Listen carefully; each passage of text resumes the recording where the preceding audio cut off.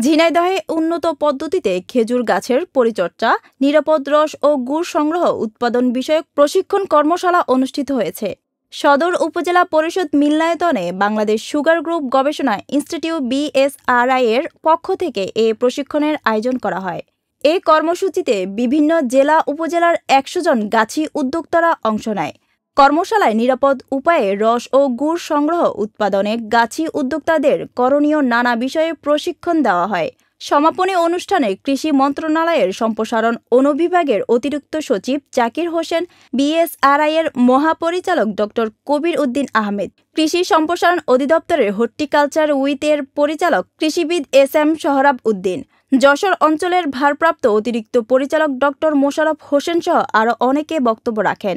অনুষ্ঠান শেষে জেলার সর্বোচ্চ খেজুর গাছ রোপণকারী গাছি ও উদ্যোক্তাদের মাঝে ক্রেস্ট ও মেডেল প্রদান করা হয়।